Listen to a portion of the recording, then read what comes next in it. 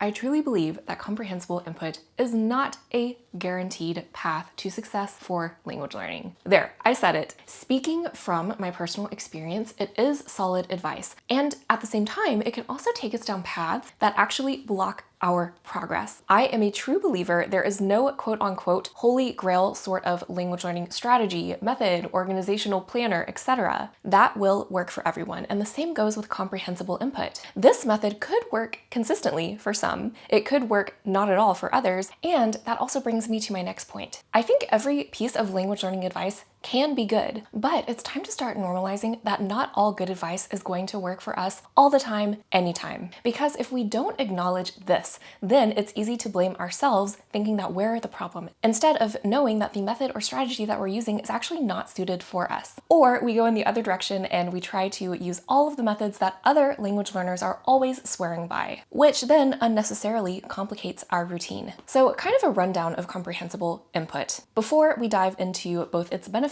and its disadvantages and how it's personally gone wrong for me. The input hypothesis was developed by Stephen Krashen in the 1970s, 1980s, and it was actually a grouping of 5 hypotheses. But in shorter terms, Krashen basically states that language learners improve in a language when they are given language input. So material in our target language that we can either listen to or read that is slightly more advanced than the current level they're in. And that instead of learning a language, we can acquire a language unconsciously when we are exposed to this comprehensible input. He also says that studying grammar can help you measure your language ability, but not necessarily improve it. Now let's get into the reasons why I really liked comprehensible input for my own routine. Now, my reason 1 is, if you've been following me for a while, you know that I love the chunking method, which is essentially using my flashcards, but instead of learning words individually, I like to put in all of my flashcards the words and the grammar that I want to acquire in a given phrase, so that I can learn in context. And comprehensible input also helps me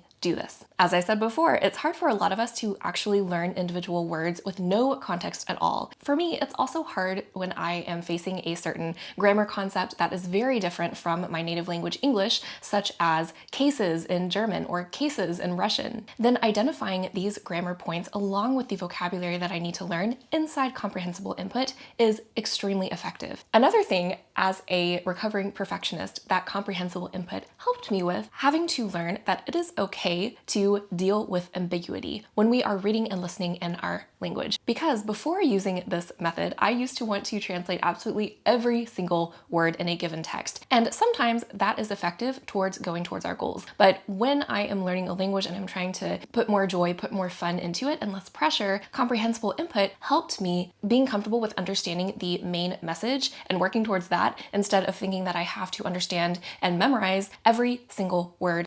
And again, I love being a textbook language learner, and I love following all the exercises as well. However, whenever a new grammar concept in a textbook is introduced, there are given examples, but it just helps so much more to actually see the language in action through a podcast, through a different article. My second reason is that I can engage in topics I normally wouldn't if I were only using textbooks or different language apps or programs. It allows my language learning to be more flexible. You know, there were things that I immediately wanted to talk about in different languages, such as mindfulness, such as productivity, entrepreneurship, even when maybe I was like a B1 in French, when really some of these topics are more B2, C1. But I did enjoy looking up different articles, listening to a few bits and pieces of different podcasts about these topics, even though I was at a lower level. And I got so much useful vocabulary that it really didn't matter that I didn't know exactly how to form conditional tenses yet. But the point is, I wasn't limited in this way when I was employing comprehensible input. I could completely personalize where I got my input from according to my interests, my needs, and my personal goals. And again, my access to the language wasn't so limited like it would be if I were using a textbook and then I'm relying on the textbook or program to determine for me when I am quote unquote ready for a certain topic.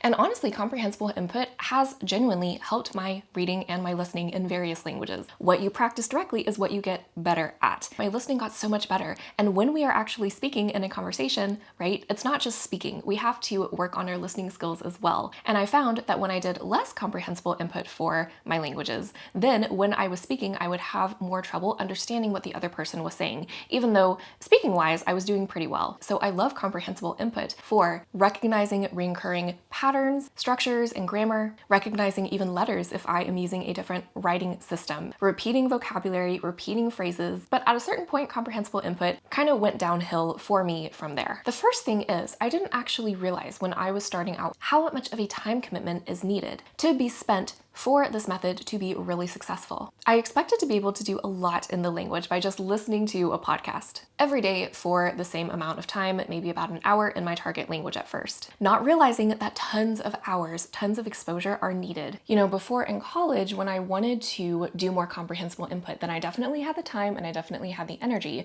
But when I was working a full-time job, this just wasn't possible for me energy-wise. Whenever I was really low on energy, I wanted something fun to do in my language learning, and I realized that after watching other people's experiences with comprehensible input, they would sometimes listen to the same podcast episode over and over and over again, maybe even for a week on end. And doing this for me just wasn't cutting it at the end of an 8-hour working day. So yes, we can start to learn to internalize the grammar, the vocabulary, but we do need tons of input to do so. Not just 30 minutes reading an article here or skipping around to different topics in a different podcast there. And this brings me to my next point, which is when I started to realize that it would take more time for me through much more hours of dedication, I started to track my time, which brings me to my second problem. As I started to track more input, I started to get more metrics focused in my language learning. This led me to, in a way, outsource my own intuition. And it essentially made me feel at the end, when I was doing so much of tracking every single minute down to the T, I felt that I couldn't trust myself in making my own language learning decisions anymore. Because again, you know, I had seen, okay, this person did like 600 hours of input. That means I need to get exactly to that point in order to see the same progress that they have in their language. Basically, I saw other people using a method that I immediately assumed would suit me best, but I didn't stop to actually pause and think about, okay, is this actually healthy for your own mindset, Emily, to start to track your progress down to the exact T? Sometimes it's the best to do for other people. And now I like to track my time. But back then, a few years ago, I would start to be really hard on myself for even missing like 5 minutes of what I thought I needed to do in order to reach my time goal for comprehensible input, so that I felt like I would automatically be guaranteed this result at the end of like 600 hours of input by the end of the year, relying on other people's way of tracking their progress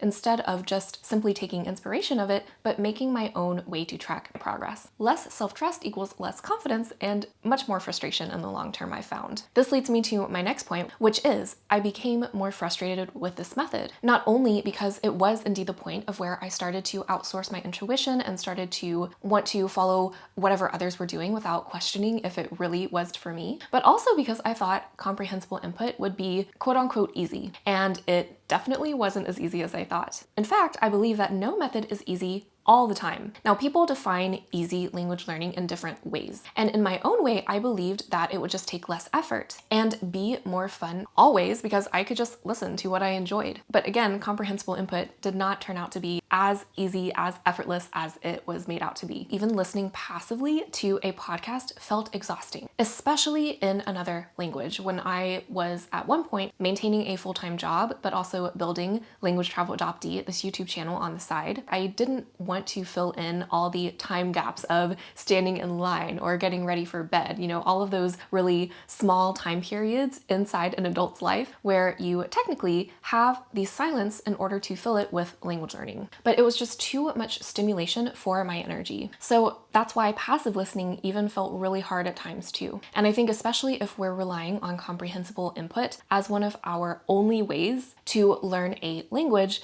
this can usually lead us to also other roadblocks. And that's why I always suggest coupling at least a few language learning methods with comprehensible input on top. So for example, using comprehensible input, finding an article or a podcast episode that you really like, but also on top of that, using flashcards for active recall. plus integrating some passive review of just reading over some notes on low energy days, plus maybe a speaking session or two during the week, depending on your goals. And it is true that working on multiple skills overlap with one another and they make us more well-rounded as learners. Plus, they deepen our understanding. If we're just doing input, it can be really hard to sometimes actively recall other things. So combining this with active recall through other methods can help us solidify that knowledge. And obviously, if your goal is only comprehensible input and you only want to passively engage with the language, then just skip this previous step. You're doing really good. But for us, we're speaking and more output is a goal, we actually have to practice what we want to do, right? What I also like to now do in order to serve more of what I know works for me is actually look up some of the grammar points when I am doing comprehensible input.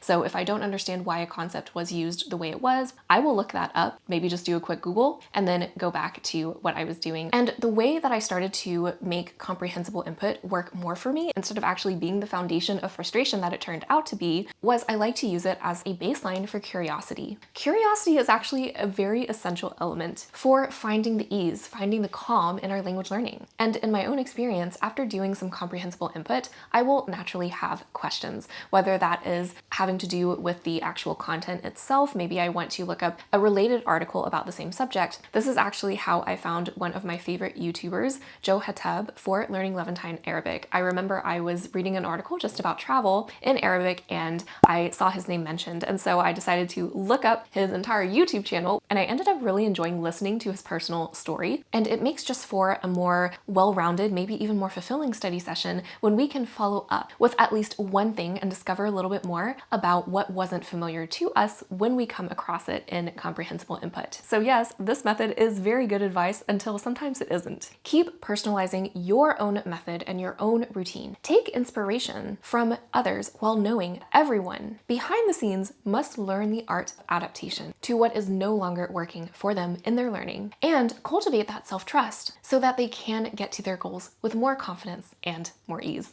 Let me know your comments below about how you use comprehensible input in your own learning. We would love to know, and I'll see you in another video.